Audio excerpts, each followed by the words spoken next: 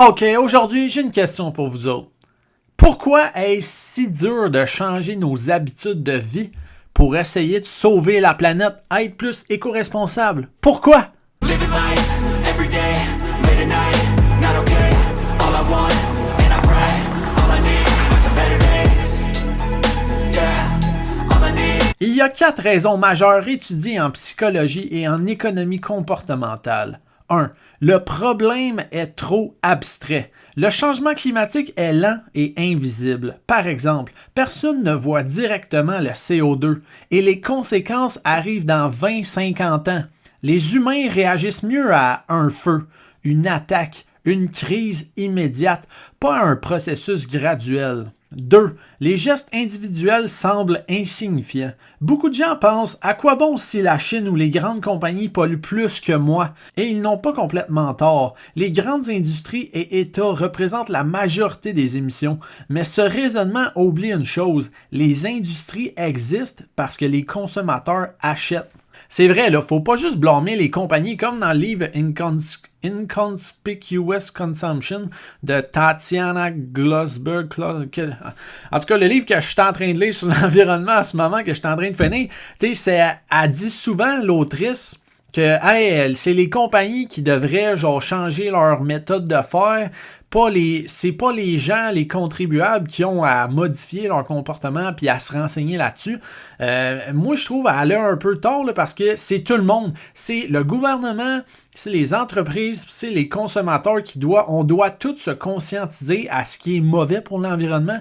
Faut tous essayer de chercher c'est quoi les bonnes données, puis ce qu'on peut faire, améliorer nos processus, nos procédures, essayer d'être plus efficient énergétiquement parlant, réduire la pollution, réduire le gaspillage, etc.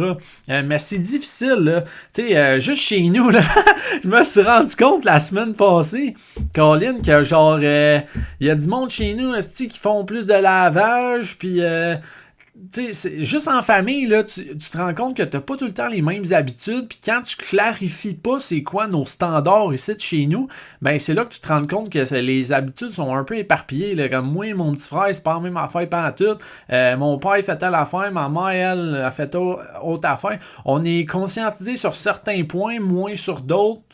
Fait que, tu sais, des fois, juste brasser le ménage en famille, là, puis se dire les vraies affaires, dire genre, hey, on aimerait faire plus attention à ça, ben, ça va commencer par ça, les mesures éco-responsables. Si toutes les familles font ça, là, des petites réunions de main, puis qu'ils se disent, hey, on pourrait faire attention à fermer les lumières, moins de lavage, bien, tout le temps bien classer nos déchets, recyclage, compost, poubelle, l'eau, Chris, gaspille pas ça, laisse pas couler l'eau quand t'en as pas de besoin. Tous des petits gestes de même qui accumulés, on peut sauver la planète. 3. L'effort n'est pas récompensé. Dans beaucoup de cas, le choix écologique coûte plus cher, demande plus d'efforts, est moins pratique, donc la motivation chute. 4. La communication est souvent mauvaise. Beaucoup de messages environnementaux reposent sur la culpabilité, la peur et la honte. Or, ces stratégies fonctionnent très mal à long terme. Les chercheurs montrent que les gens changent plus facilement quand on parle de fierté, d'identité, de progrès. Maintenant, 3 leviers qui fonctionnent beaucoup mieux pour changer nos comportements. 1. Les normes sociales. Quand les gens pensent que tout le monde fait quelque chose, ils l'adoptent. Exemple, si un hôtel dit 75% des clients réutilisent leurs serviettes, plus de gens le font. C'est comme moi, là, quand je travaillais au Sporting Life, là, le monde venait acheter des paires d'essuie-pieds, puis là, quand je leur disais Oka, là, c'est très populaire. On, c'est très populaire. Tout le monde veut ça. Mais là, les clients étaient tabarnak, j'en veux. Ah, c'est full populaire. Puis là, ils voulaient faire partie du mouvement, tu comprends? 2. La simplicité. Plus c'est facile, plus les gens le font. Par exemple, recyclage simple, transport efficace, produits durables, abordables. 3. Le storytelling. Avoir les chiffres, ça aide à comprendre, mais les histoires changent des cultures. Regarde l'impact de films comme Wall-E, Don't Look Up. Ils ont influencé la conversation mondiale. Puis moi, avec ma chaîne YouTube, ben c'est ça que je vais essayer de faire là, de plus en plus. Là. Depuis que j'étais en secondaire 5, là, grâce au cours Monde contemporain, que j'ai été conscientisé à ça. On a passé comme un bon mois là, à parler de ça, puis pas mal le reste de l'année aussi, on parlait de ça. Mais comme c'est que ça disparaît la motivation, tu sais. On dirait que tu parles de ça, mais là, vu que tu retournes dans ta famille, puis tout, puis qu'il y a personne qui adopte ça vraiment, personne qui fait attention vraiment à ça, c'est pas comme inculqué dans la société encore, mais ça l'est un peu plus, mais c'est pas... Tu sais, on est encore dans le mode américain, là, think big, puis on fournit à quantité, puis on pense pas vraiment aux répercussions, mais là, on voit un peu plus, surtout quand ça nous touche négativement. Tu sais, il y a plus des étés plus chauds, des conséquences climatiques plus graves, là, comme... fuck.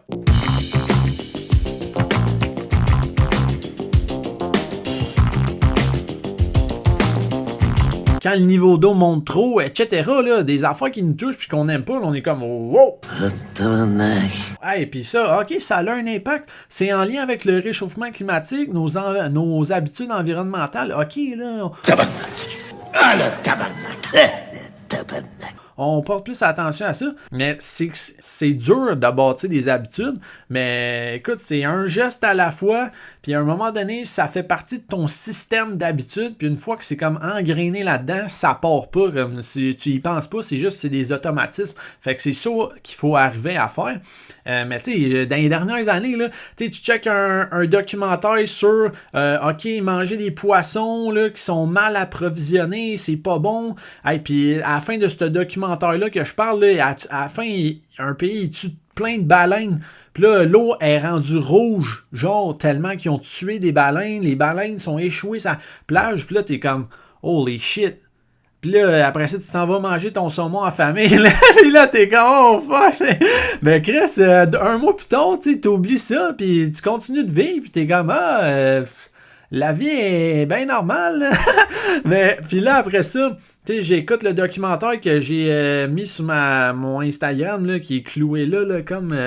celui-là, là, en tout cas, ça aussi, là, ça te permet de repenser à ça.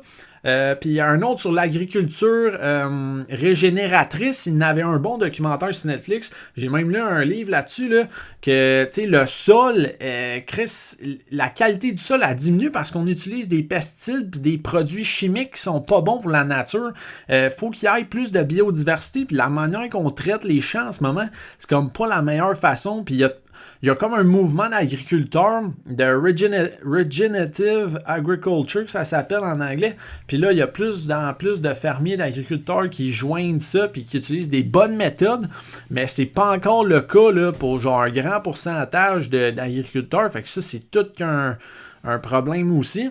Mais en tout cas, tout ça pour dire que la motivation, it goes and it comes back. Tu sais, mais là, avec la série, ce que j'essaye de faire, dans le fond, là, c'est que si au moins à chaque mois, il y a une bonne vidéo sur l'environnement pour qu'on reste conscientisé, on reste motivé avec ça.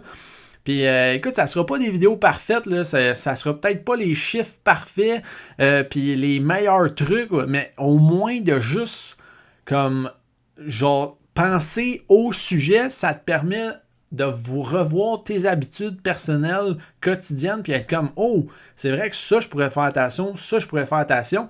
Puis si tout le monde se met à faire ça, ben là on devient gagnant parce que c'est vraiment une game, un jeu d'équipe là, l'environnement là. C'est bien sûr c'est décourageant quand tu te dis Colin, ça sert à quoi de faire attention si en ce moment il y a un bateau qui s'en vient de Chine vers site. Et puis qui dépense du pétrole ou du shit de charbon, là, l'énergie qu'ils utilisent, c'est comme pas bon. Là. Mais c'est pas de même qu'il faut penser. Il faut que tu te crées des automatismes. Fait qu'une habitude à la fois, ça devient engrainé dans un système d'habitudes. Après ça, ça cumule toi-même quotidiennement avec les autres membres de ta famille, les autres membres de ta communauté, ta ville, le pays, tout. All over the world. Let's go. Fait que sur ça, c'est ça. C'était pour dire que c'est le début d'une nouvelle série sur l'environnement parce qu'on a ça à cœur ici. Let's fucking go.